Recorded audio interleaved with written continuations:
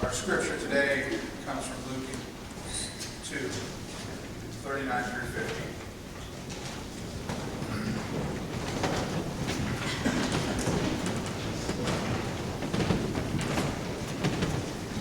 When Mary and Joseph had completed everything required by the law of the Lord, they returned to their home, Nazareth in Galilee. The child grew up and became strong. He was filled with wisdom, and God's favor was on him. Each year his parents went to Jerusalem for the Passover festival. When he was 12 years old, they went up to Jerusalem according to the custom. After the festival was over, they were returning home, but the boy Jesus stayed behind in Jerusalem. His parents didn't know it. Supposing that he was among their band of travelers, they journeyed on for a full day while looking for him among their family and friends. When they didn't find Jesus, they returned to Jerusalem to look for him. After 3 days, they found him in the temple. He was sitting among the teachers, listening to them and putting questions to them. Everyone who heard him was amazed by his understanding and his answers. When his parents saw him, they were shocked. His mother said, "Child, why have you treated us like this? Listen, your father and I have been worried. We've been looking for you." Jesus replied, "Why were you looking for me? Didn't you know that it was necessary for me to be in my Father's house?" But they didn't understand what he said to them. Word of God for the people of God.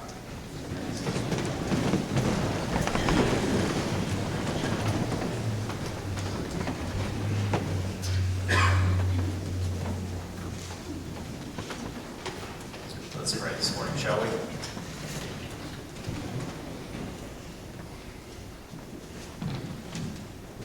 Gracious and holy God, as we draw to the end of another year, we pause in this time that you might continue your instruction in heart, in mind, and in the soul.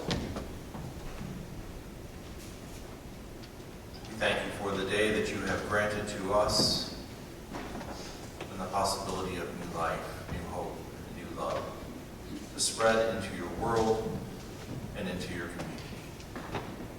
So we pray that you might grant us something new, something blessed, and something beautiful. Bless the words of my mouth and the meditations of all our hearts. Might it be pleasing in your sight, O Lord, our rock and our Redeemer. Amen. Friends, as we draw to an end on the Giving Birth to Something New series, it really doesn't end at birth, does it? It's just the start of a new journey for us. And I wonder how often we seek to make that journey alone. Especially when there are those in the church and in the world who have at times, even while trying to represent Christ, have caused us harm or pain or discomfort. I'm concerned about a church where we are more divided amongst each other than we are unified in the task of raising up new children, bringing new people to Christ, and offering them the gift of salvation. The truth is that whatever endeavor we have in life, it would be really hard for us to find success if we went it alone. There are always those along the way to guide and to teach us.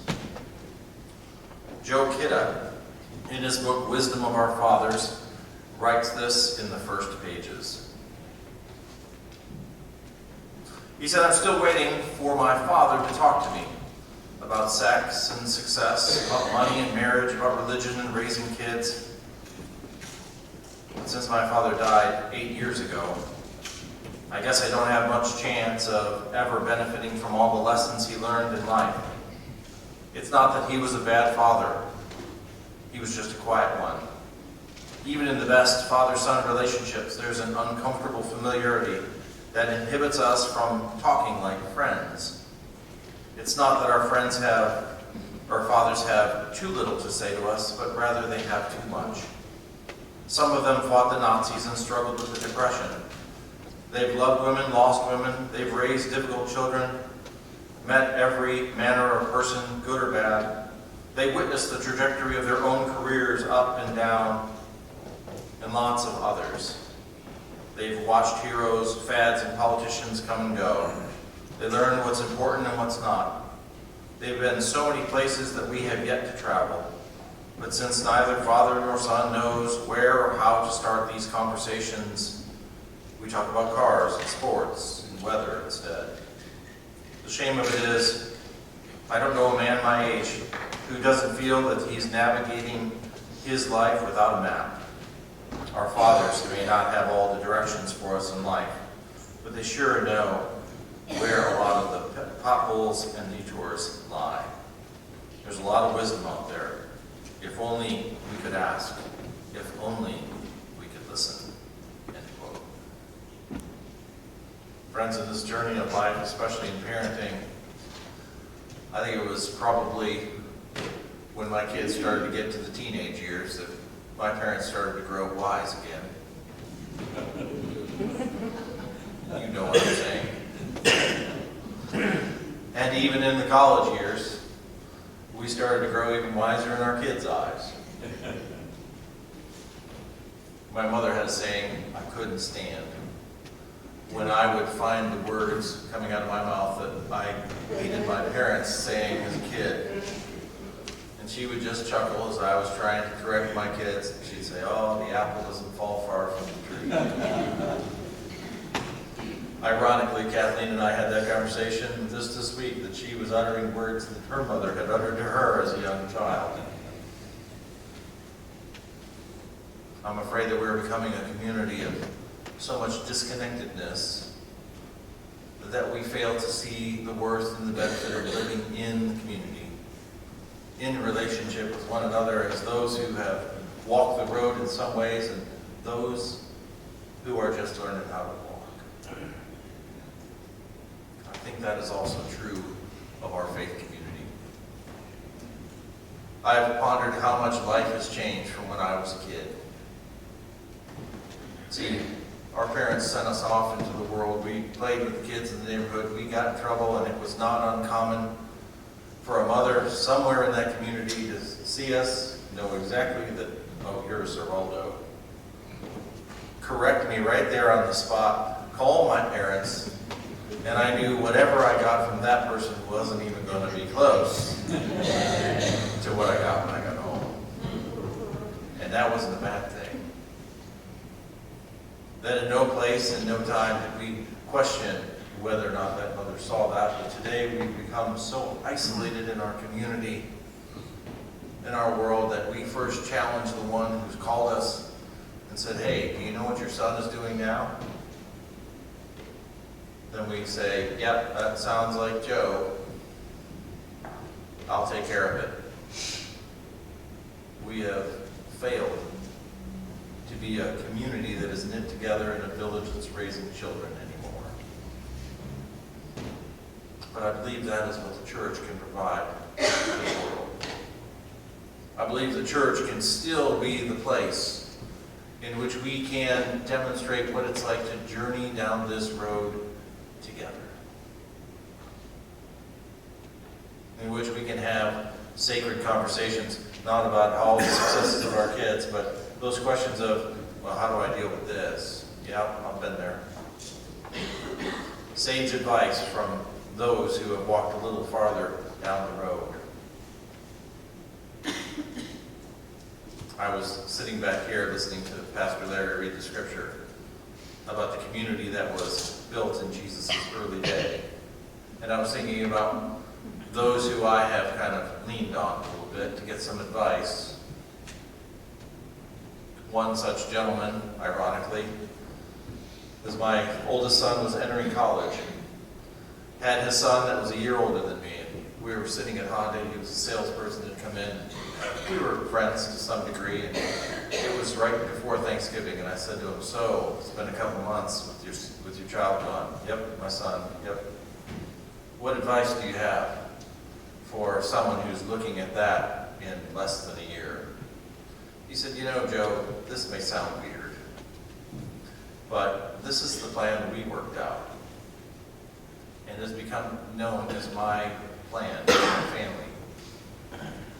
But what his advice to me was, he said, kids go to college to get a degree so they can get a job. So to prepare them for that, we started this policy that their high school grades have earned what they get in their first term of college, and their GPA from that point on earns what they get in the next term of college. And he said, and for us, there's certain thresholds they have to meet as far as a GPA, because this is now their job. We want them to focus on their studies and do the best they can so that their career can launch as successfully as they want. And so we set certain thresholds of what they had to get in order for us to pay room and board and tuition. And then a threshold for just room and board, and then if they didn't even meet that, then they had to have the money for that for the next term. My dad was so angry when he sat down with my son at his high school graduation party. He said, "What kind of deal did your dad work out with you?" Nick told him about that. He was furious with me. He said, "I never did that with you." And I said, "Yeah, but today, Dad, if you don't get at least a 3-point or higher, you're not going to get a job in your field or in your career. So I'm just setting the expectations." Interestingly enough, my son went to interview for his first internship, which was required for his engineering degree at Ohio State, is to have an internship. And the guy finished the interview, hung up the phone, then called back like 20 minutes later and said, "Oh, wait a minute. I forgot to ask you a question before we bring you in for the next interview. You do have a 3-point or higher, right? Because if you don't, I can't even bring you in for the internship." And Nick said, "Yeah, I do." He hung up the phone, he turned and looked at me and goes, "Did you call that guy?" I said, "Yes, son, I did. And you don't have the job yet." No. We set a level of expectations so that our kids can succeed in the hopes that they might learn what it's like to live in the world. I haven't given a lot of sage advice, but I think if my friend hadn't told me that, I wonder what college would be like. How many have you leaned on when the child's been up all night screaming, or potty training wasn't going like you'd hoped? Or at least they start speaking, but not the words you'd wish to come out of their mouth. Where did they hear that from? Schwartz. Yes, Schwartz. A Christmas Story reference, if you missed that. Isn't it true that it's across those neighborhood fence lines when we talked about how things were going and what we hoped were new and different, and our neighbors were a community that surrounded us and watched out for us and took care of us? See, I didn't think that lady, when she caught me throwing mud balls at the kids across the yard, really had less than my best interest in mind. They were doing it too. That was my justification for it. I ended up at the eye doctor for it. It certainly is true, though, I think, that it takes a village to raise a child. And I think that is true even in Jesus' day, because as I look upon this text, that is so interesting that Luke, of all the gospel writers, is the only one that chooses to write this story of Jesus in his young years.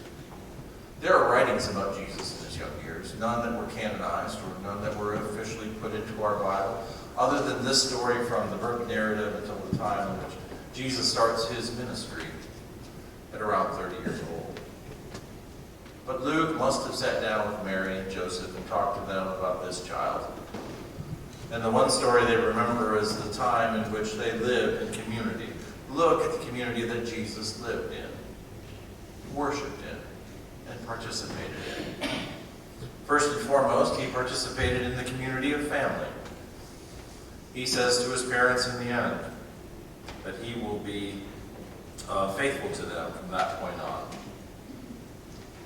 Jesus lives in a family that teaches him some values and the cultures, the way the world works, so that he's prepared to live in the village community that surrounds him in future days.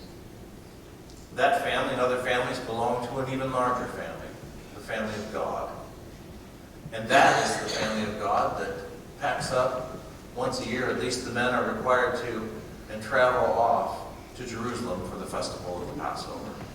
A reminder of what it meant to live in community, even in Jesus' day. The ways in which they traveled as a caravan to the Promised Land was a sacred pilgrimage that each village had. And they traveled in numbers to find safety against those who would cheat them, steal, and rob from them. You see, there is greater strength in numbers even in Jesus' day. Members of that community are traveling as a caravan to the festival. And Jesus finds himself participating in the traditions even at a younger age than he's required or even fit to do so. You see, in Jesus' day, the bar mitzvah would have occurred at 13 years old, and the gospel writer is clear that he has not reached that age, but there's a year until that comes. He's at 12. And yet he is filled with wisdom and able to sit in the community of religious leaders and participate in what it would be to be in the church in Jesus' day.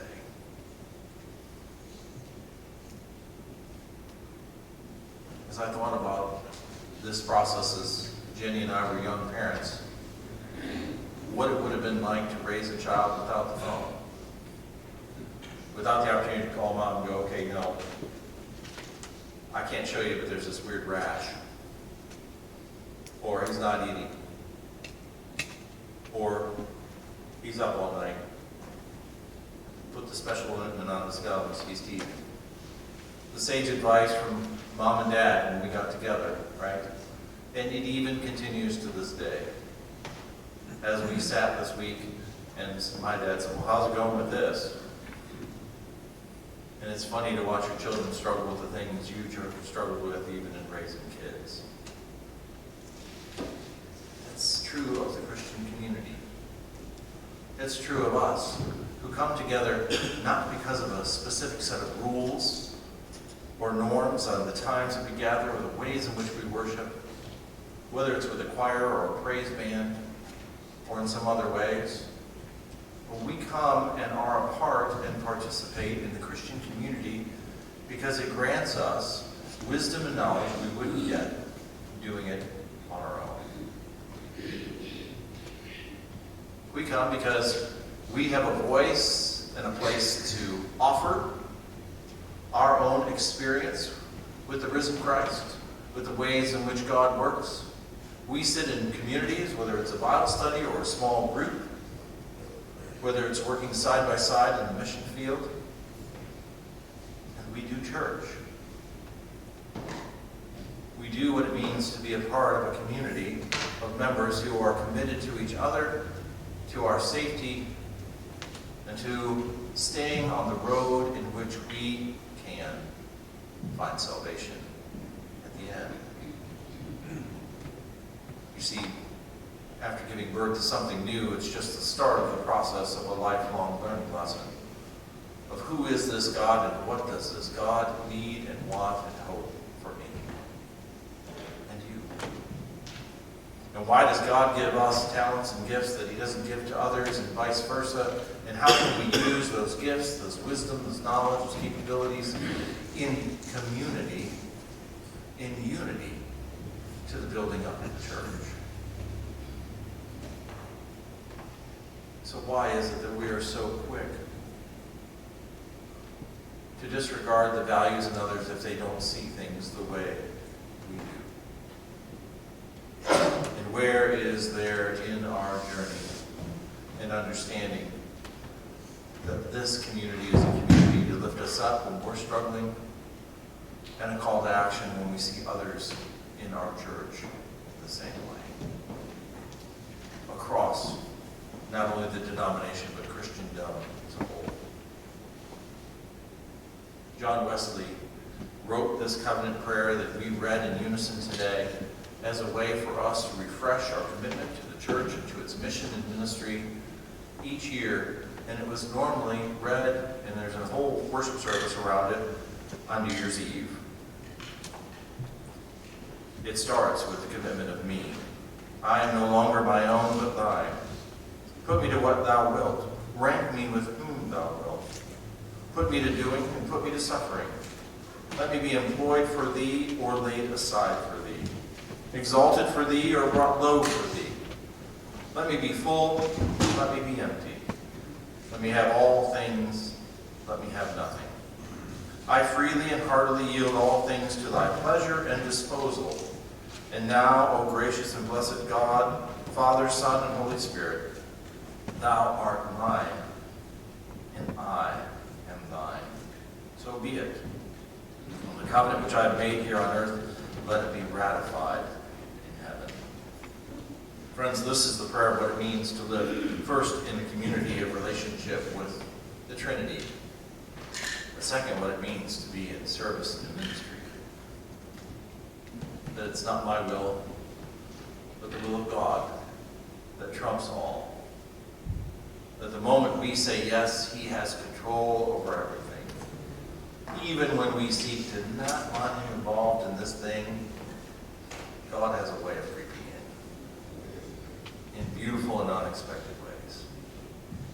That God is inviting us almost in a way that he is leading us farther down that road to follow him. The game of follow the leader is a game that we play for the rest of our lives. Finding when we get there in new and unusual ways that God is already there, preparing the place for us. And a life lived in harmony, in community, not only with him, but with each other, is what the lesson we need to learn all over again. What will we look like in the coming year and in 2020? Will we be a people who seek to be in a community of fellow believers? Will we seek to just have a conversation about what it means to be down that road? Will we find those who have practiced spiritual disciplines or found God in new and unusual ways that fascinate us and encourage us to explore them? Will we sit at table together as his people, not just when there's a formal church event or when we cash mob some business, but will we seek in the coming year to just pause in the moment and kind of, as Jenny and I do at the beginning of every year, we sit down and each month plan out who we want to sit down with. Because I think we have lost the blessing of a table meal. Inviting friends over, being intentional to sit down and say, what's going on? How is life for you? The world is yearning to know that the God who was born in a manger and died on a cross didn't leave us in his ascension, but leaves us with all that we need for the coming days. Friends, the greatest gift we have ever received is God on a cross and an empty tomb. How do we use that gift in community, in love, and in relationship? You see, we recognize and trust the Father who has all the advice we need in the world. We just need to get down on our knees and have the conversation. Friends, I wish for you this year and this coming year, a year filled with grace, with wisdom, mostly with community and with love, as we are forged together once again as his people.